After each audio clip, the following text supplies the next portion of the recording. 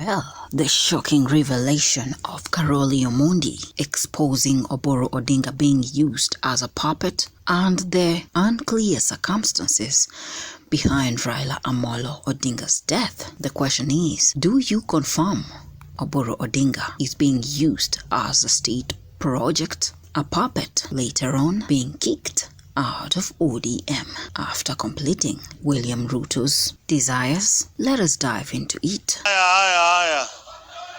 Watu wa baba oe!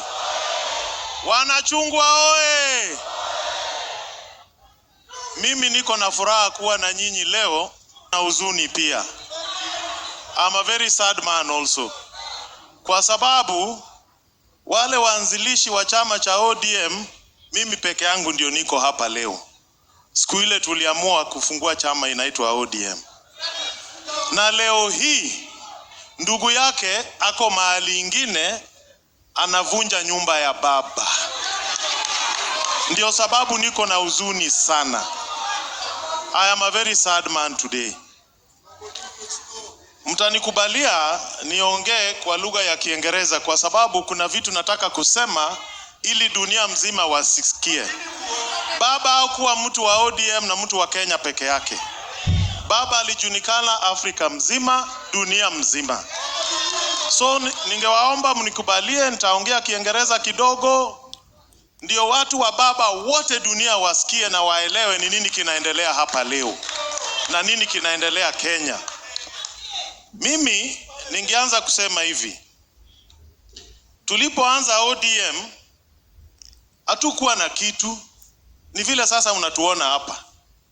Lakini tulikuwa na nia wa kutumikia wananchi wa Kenya. Na wananchi wakatushika mkono, wakatujenga na tukatengeneza chama kikubwa.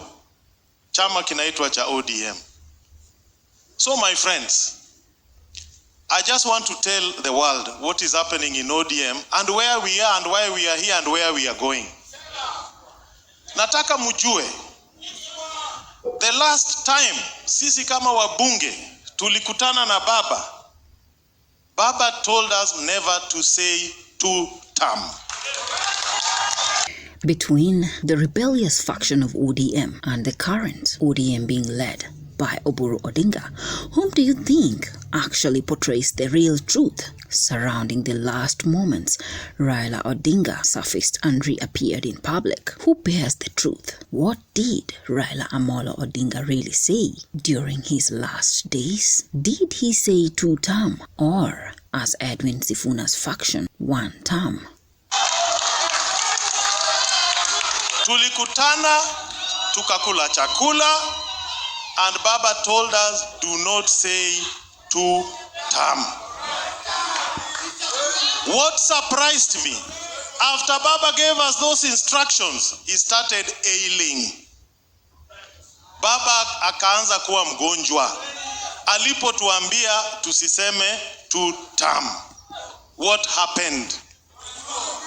Nataka nchi mzima na dunia wajue Baba alitolewa Nairobi kupelekwa hospitali ng'ambo without the agreement of his doctors. Tunataka kujua ni kwa nini. There must come a time when the circumstances surrounding Raila Amolo's death be investigated and people be told the truth. The question is, do you think the circumstances surrounding Raila Odinga's death are surely unclear? Kenyans deserve to know the truth. This is not the first time this debate is resurfacing about circumstances surrounding the death of our own beloved Baba Raila Odinga. We must. So we are here to tell the world the truth. The last 5 years of Baba's life, he was surrounded by scavengers. People who had been planted around him to be spies, to work for other elements. And they are the ones you are suing in that other NDC. What does he mean exactly? We have Oboro Odinga, who declared himself party leader even before the body of Raila Odinga landed in Kenya. We have Gladys Wanga, Junet Muhammad, who is referred to as the traitor of ODM, used to meet with William Ruto behind Raila Amolo's back. Raila trusted many, but many betrayed him. Those are the people who are on the payroll of another master. They never worked for Baba. Walikuwa najifanya wako karibu na yeye, lakini walikuwa wasaliti. Who is this master they are talking about? Definitely William Samoei Arap Ruto. Gladys Wanga advocating for power. Greedy Junet Mohammed, Oboro Odinga being used as a puppet, with insinuations and claims that he was paid a huge amount of money to worship none other than the broad-based alliance in support of William Ruto. Ndio unawaona pale. Hata ukiona magazeti wakichorwa, unaona wamewekewa nini? My friends, we must speak the truth. So, they went around. Even when Baba was sick, there were people around him who were giving reports. Even when Baba was being buried in Bondo, someone said, yule mtu wangu niliweka pale kuniangalilia maneno hata kujua Baba ameenda. Who do you think Karoli Omondi is actually referring to? Who is the mole? Mtu alisema hivyo Bondo. Go and look at the news reels. So my friends, we are in a difficult position. But I want you to know, what is happening huko started way back 5 years ago. Today, they have gone there to bury Baba's lifetime work. That is what they are doing there. A meeting was called in Transmara in December. I was invited to it, nikakataa kwenda, because I knew that is the day they were going to auction Baba's legacy. Sikuenda, nilikataa. Siku hiyo walienda huko, wakapiga bei, wakaambiwa, by 27th day of March, Sifuna awe amefukuzwa, mbadilishe viongozi wa chama, muje uingie kwangu nyumbani.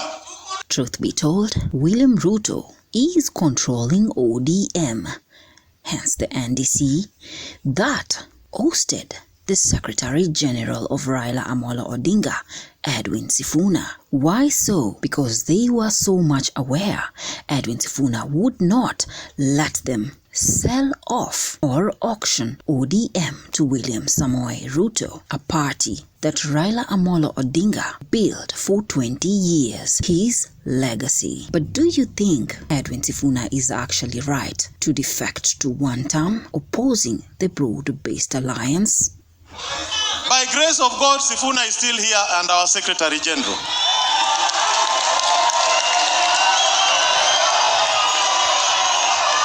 Lakini wale wengine leo watapewa bonus. Leo watapewa bonus because of what they have done. The spies who have been around Baba. Kuna wawili kutoka Homa Bay, kuna moja kutoka Migori, kuna wengine kutoka Siaya, kuna wengine kutoka Mombasa. In the fullness of time, I will reveal their names. Na wanajulikana.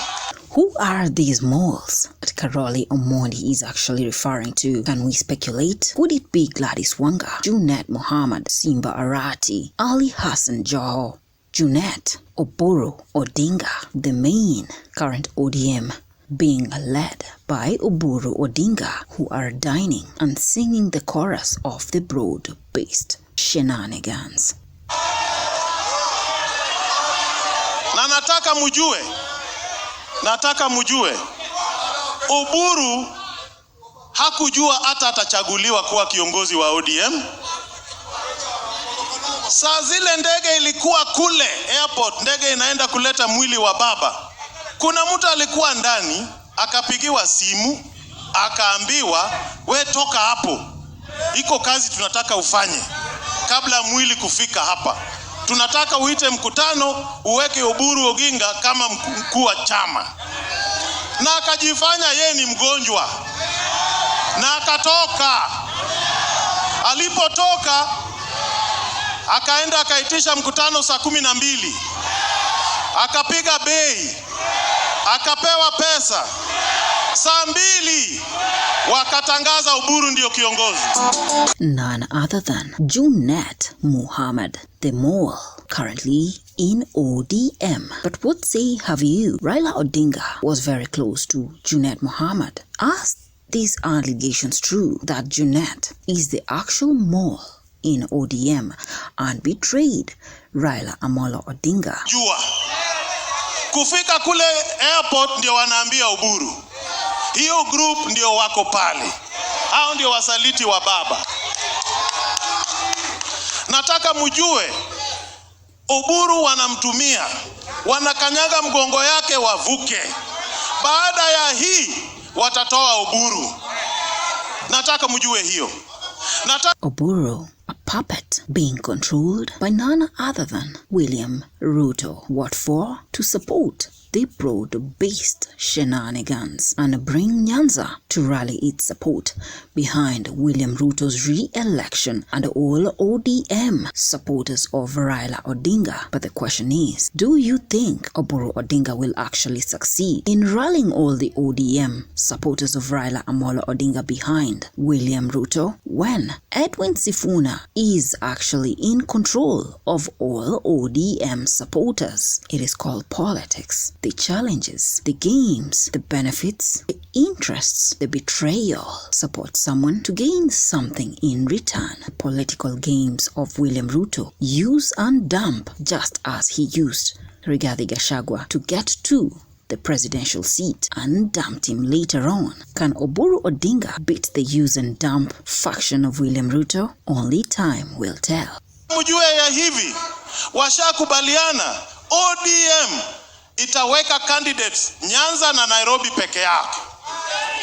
Wameambia watu wa Western, ukiwa kwa ODM na unataka kuungana na sisi, utoke ODM utasimama na UDA.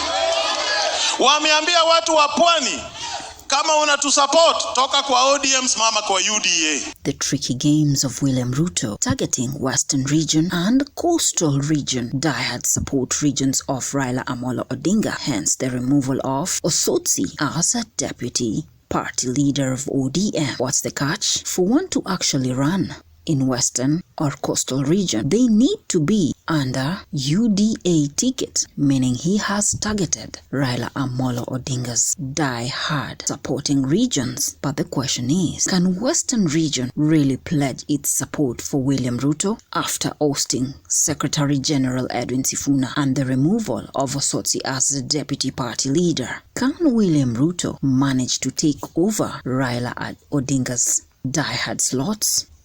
Ndio sababu uliona watu wa Pwani jana walikasirika.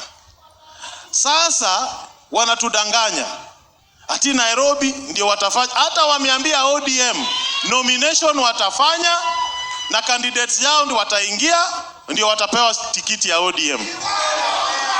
So we must refuse. Why do you think they are doing that? Because mpango yao ni kubadilisha katiba so that they create office of executive prime minister without term limit. Nataka mjue. Interesting allegations from Karoli Omondi exposing the reason why Oburu Odinga is being used as a puppet to set the term limit of prime minister's office without a term limit. They want to extend the term limit. So hiyo tumekataa. But the question is, will William Ruto really create the office of the Prime Minister if he did not create it when Raila Amolo Odinga was still alive? Si tumekubaliana? Now I will tell you the resolutions. I'm the Secretary General of Azimio. The last party where Baba ran, hiyo ndio ilichukua chama ya Baba ya mwisho. We have resolved here, as ODM, we will not leave Azimio. We will work with Baba's friends in all political parties until we form the next government. And as Azimio, Chama cha Baba, we will produce a presidential candidate and a deputy presidential candidate. Now remember, Karoli Omondi was elected to replace Junet Mohammed on the minority leadership, and Oburu announced that without ODM, they cannot make substantial changes with the pattern Uhuru Muigai Kenyatta, making Kalonzo Musyoka as leader of Azimio, with many questioning why did he choose Kalonzo over Oburu Odinga, who is Raila Amolo Odinga's brother. Is it because he is a state project?